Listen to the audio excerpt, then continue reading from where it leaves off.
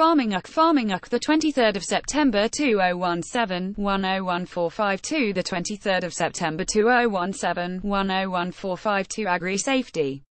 Arable crops and cereals news. Products. Professor Ian Boyd proposes a new regulatory system to study the long-term effects of pesticides on the environment, a system which would place responsibility for monitoring the use and effects of pesticides on manufacturers and growers should be introduced, according to a chief scientific advisor to the UK government. Professor Ian Boyd, writing in a paper in the journal Science, explained that the lack of any limit on the total amount of pesticides used and the virtual absence of monitoring of their effects in the environment means it can take years for the impacts to become apparent. He proposed a new regulatory system to study the long-term effects of pesticides on the environment. Agricultural pesticides are an important component of intensive agriculture and, therefore, of global food production, noted Professor Boyd. In the European Union, for example, around 500 active substances used in pesticides are approved, including insecticides, fungicides, herbicides, and plant growth regulators.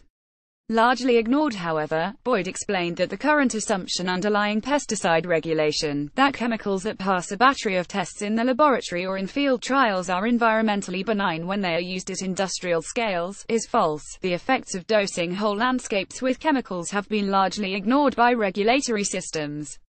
This can and should be changed. Boyd compares this situation with pharmaceuticals, for which there is a system of rigid global monitoring after a drug is approved in case detrimental effects appear. Vigilance on the scale that is required for medicines does not exist to assess the effects of pesticides in the environment, Boyd explained. The study cites the UK as an example of one of the most developed regulatory systems, yet it has no systematic monitoring of pesticide residues in the environment. There is no consideration of safe pesticide limits at landscape scales. Heavy losses. Farmers across the UK fear that a more regulated and restricted environment would make it difficult to grow crops. Decisions are expected from Brussels on proposals that would see the use of all neonicotinoids banned for outdoor use. The National Farmers Union (NFU) has said it will continue the fight for evidence-based decisions as conclusion day for plant protection products approaches. The NFU said farmers across the country have already suffered heavy losses through oilseed rape crop damage following previous restrictions to the availability of neonicotinoids. A recent survey of 400 arable farmers who all grow winter oilseed rape OSR reports that 8.3% of the crop this year has failed. Download